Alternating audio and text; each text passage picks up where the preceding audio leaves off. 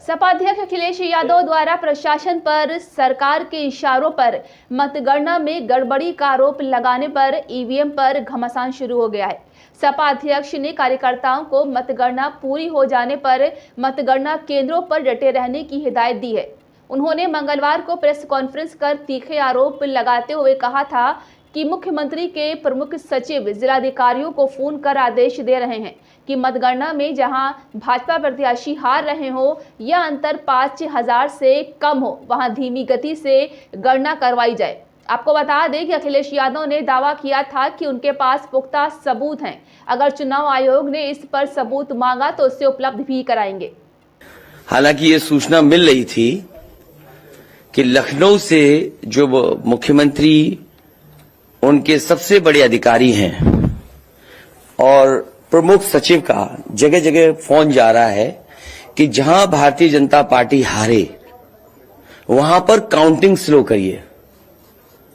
मुख्यमंत्री के प्रमुख सचिव डीएम्स को फोन कर रहे हैं कि जहां बीजेपी हारे वहां पर काउंटिंग स्लो होनी चाहिए।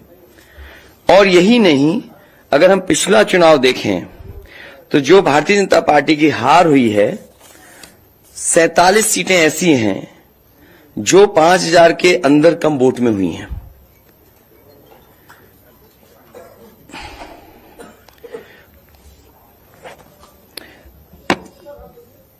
सैंतालीस सीटें ऐसी हैं पिछले चुनाव की जहां पर 5000 वोट के कम फासले से भारतीय जनता पार्टी जीती है।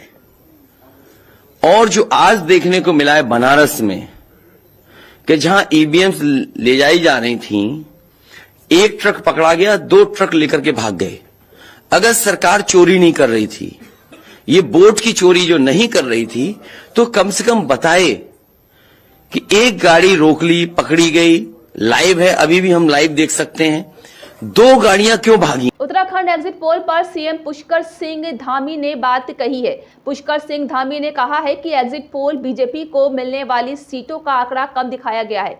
10 मार्च को बीजेपी उत्तराखंड के प्रचंड बहुमत की सरकार बनाएगी। हमारे लोगों ने, हमारे नेताओं ने जमकर काम किया है।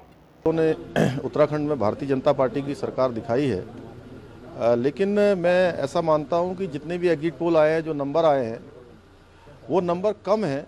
और जिस दिन हमारा रिजल्ट आएगा 10 मार्च को, ये काफ़ी ज़्यादा संख्या होगी और हमारी प्रचंड बहुमत की सरकार बनेगी। इसको लेकर मैं आश्वस्त हूँ। हमारे कार्यकर्ताओं ने बहुत अच्छा काम किया है, हमारे पन्ना प्रमुखों ने काम किया है, हमारे बूथ अध्यक्षों ने काम किया है, हमारी सब इकाइयों ने खूब मेहनत की है, खूब परिश्रम किया है। उत्तराखंड की जनता ने हमें आशीर्वाद दिया है।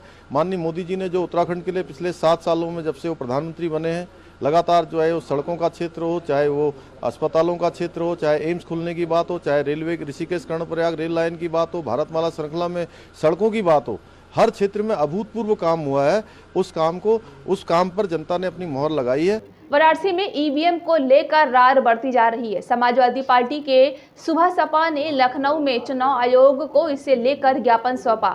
समाजवादी पार्टी ने चुनाव आयोग से वाराणसी में ईवीएम में गड़बड़ी और बरेली में स्ट्रांग रूम के बाहर सादे बैलेट पेपर के वीडियो का संज्ञान लेते हुए जिला निर्वाचन अधिकारी पर कार्रवाई करने की मांग की है। सभा प्रदेश अध्यक्ष नरेश उत्तम, सुबह सपा अध्यक्ष ओम प्रकाश राजभर, सपा प्रवक्ता राजेंद्र चौधरी और वरिष्ठ नेता के श्रीवास्तव ने मंगलवार रात अपर मुख्य सचिव अधिकारी ब्रह्मदेव तिवारी से मुलाकात की और ज्ञापन सौंपा।